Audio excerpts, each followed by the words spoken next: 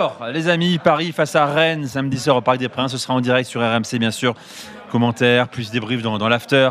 Pas impossible de voir Désiré Doué, même si c'est fort compromis. Il a quand même retrouvé l'entraînement collectif aujourd'hui, sans retenue. Au club, on part plus sur une reprise mercredi soir en Ligue des Champions, a priori, contre Bilbao. L'Athletic Club, un retour qui peut faire du bien à Paris, bien sûr, certes deuxième de Ligue 1, de Ligue des Champions, je l'ai dit, mais poussif en ce moment, moins flamboyant, moins convaincant, dominant que la saison dernière. Ce Paris-là peut-il monter en puissance comme il l'a fait sur le premier semestre 2025 jusqu'à son couronnement? Walid, tu ne crois pas en la fameuse théorie de l'interrupteur qui illuminerait subitement la saison du PSG? Jingle Walid. Fabien Ruiz qui est Dr Jekyll et Dr Mr Hyde à côté en Espagne, ça c'est un jingle. Sur le même ton, j'adore. Il était pas mal celui-là. Alors Walid, pourquoi tu ne penses pas que Paris ne peut pas appuyer sur un bouton et redevenir la machine à gagner? Je voulais faire un état des lieux sur le PSG et sur la période du Paris Saint-Germain parce qu'aujourd'hui, bien évidemment, les débats sont anesthésiés par ce qui s'est passé l'année dernière et on en a déjà parlé dans Génération After. Moi, je pense qu'on doit encore cultiver l'exigence autour du PSG parce que le PSG doit marquer de son empreinte cette séquence dans le football européen et ça passe par une très bonne saison en Europe et aussi en Ligue 1 et je trouve qu'on commence à entendre une petite musique sur l'histoire de l'interrupteur, comme quoi le Paris Saint-Germain, de toute façon en deuxième partie de saison, ils vont mettre une danse à tout le monde en Ligue 1, qui vont accélérer et que en Europe ça va bien se passer parce qu'ils vont retrouver de la fraîcheur physique et mentale et ça fait un moment qu'on l'entend et moi je trouve que dans cette période où on commence à s'approcher de décembre, janvier, je ne la ressens toujours pas et je suis pas sûr de ça.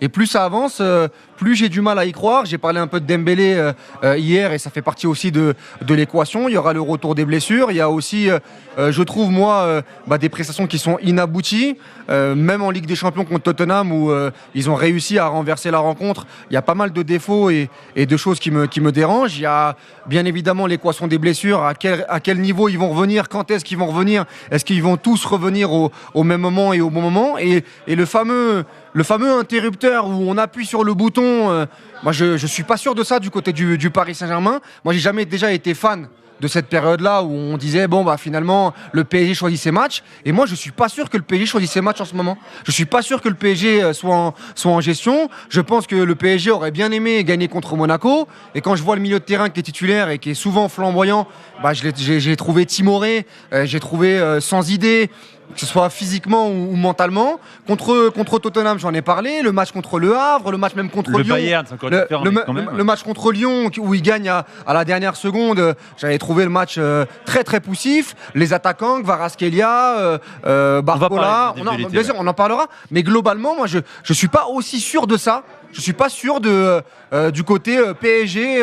PSG va se remettre à l'endroit aussi facilement parce que la saison a été éprouvante et moi, plus les matchs avancent, moins je crois à cette thèse et à cette théorie. Ça rejoint un peu ton avis sur Ousmane Dembélé hier, où tu as le sentiment qu'il a fait la saison de sa vie, mais c'est sa décennie, et que Paris, comme Dembélé, va avoir du mal à confirmer, à atteindre les hauteurs qu'il a atteintes. Pour un tas de raisons que je viens d'expliquer, mais je trouve que c'est un jeu dangereux et j'aime bien Luis Enrique en conférence de presse et même en zone mixte qui remet un coup d'électricité sur chaque match en disant qu'il est pas content, il est pas convaincu. Après, faut que ça se traduise sur le terrain. Bien sûr, bien évidemment, mais même dans l'opinion générale, je trouve qu'il y a une anesthésie un petit peu autour de ça et il faut être vigilant. Réaction dans un instant de Kevin et Jimmy, vous nous appelez au 32-16. Roger arrive, il n'est pas du tout d'accord avec toi.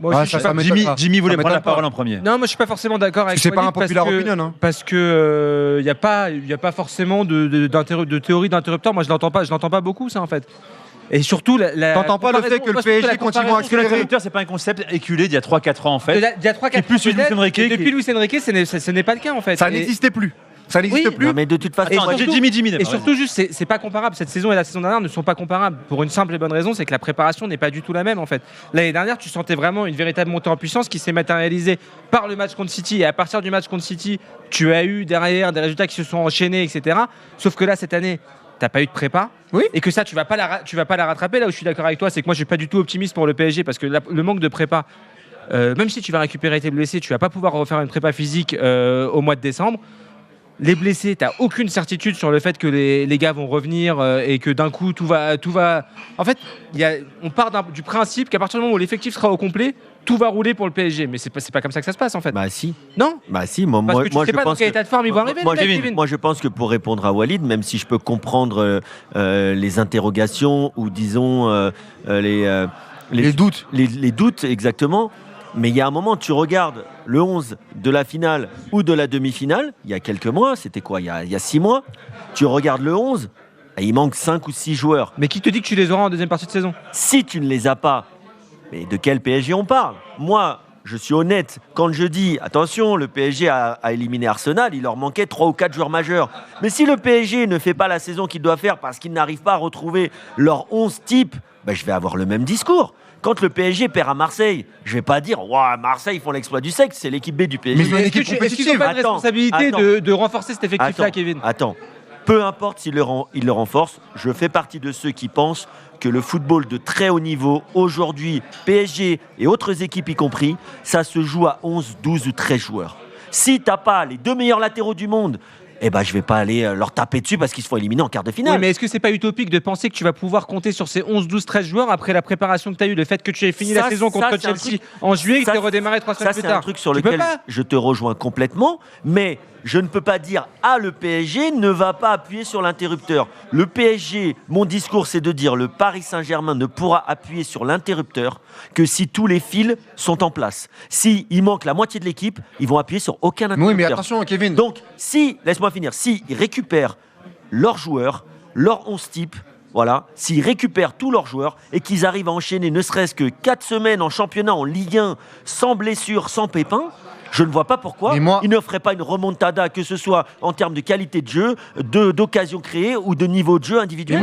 Il faut se rappeler où était le PSG il y a un an, en décembre. Et oui, 2004 mais d'accord, également. okay. Non, mais- Personne n'imaginait ce qui allait se produire par la suite. Mais c'est très différent. C'est long, Mais c'est très différent. Bien évidemment que ce que je suis en train de dire n'est pas populaire.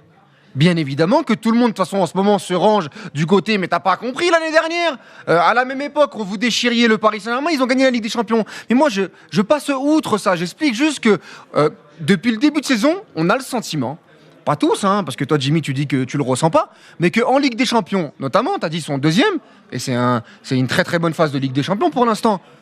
Bah, qu'ils appuient sur l'interrupteur. Ils l'ont appuyé contre les Leverkusen, ils l'ont appuyé contre le Barça. On a quand même dit contre l'Atalanta. Oui, mais ils l'ont appuyé avec des équipes qui ressemblaient à quelque chose. Attention, il y avait une équipe B déjà contre le Barça. Mais Après. Ah, mais attention, tu joues avec Ibrahim Mbaye et Mayoulou devant. T'avais une Jantou qui finit le match. T'avais une Jantou qui finit le match.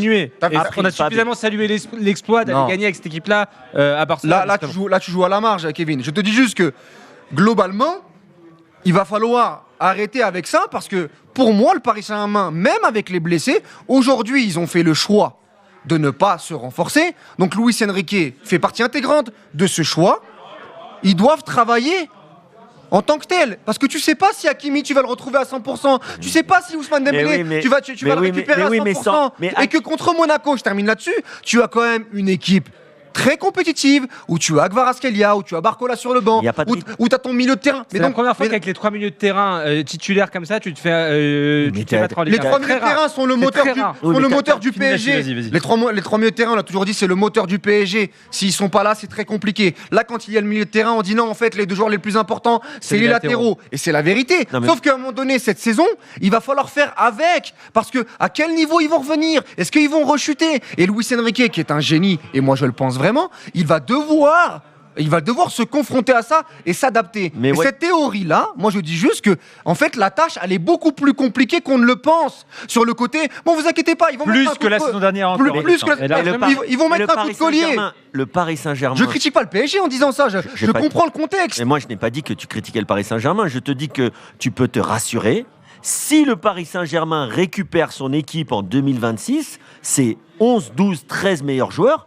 Je vois pas pourquoi il serait pas prétendant à tous les titres. Juste en un mot, faut les récupérer. Tu ne peux pas. Oui, mais tu peux pas excuser le PSG à partir du moment où ils récupèrent pas ses joueurs de passer à côté de ça. Mais ils ont une responsabilité mais je suis pas d'accord avec toi. Parce qu'ils vivent. Ils ont le meilleur latéral droit du monde. Ils ont le meilleur latéral droit du gauche. Ça, on est bien d'accord. Mais ils ont fait le choix de pas avoir de. Mais tu peux pas les remplacer puisque c'est les meilleurs du monde. Ok, mais tu peux avoir un joueur. Je te dis pas de niveau équivalent. Ça va changer quoi? Bah ça va changer plutôt qu'un mec qui mais découpe ce ce sera quand poste. même pas le Et PSG plutôt qui a que de l'autre côté, Lucas Hernandez qui revient de blessure, le gap il est trop important entre les titulaires et les remplaçants. Dans les très grands clubs, c'est pas le cas. mais lui, il ne veut Bon. pas avoir On pourra parler mercato deux après. gros arrière-gauche. Il veut le meilleur du monde. C'est son encore. choix. Son choix. Mais Arsenal, son ils ont choix, bien, il peut être Arsenal, critiquable. ils ont bien Gabriel et Saliba. Derrière, ils vont avoir un Oui, mais Mosquera. Arsenal, ils sont en première ligue.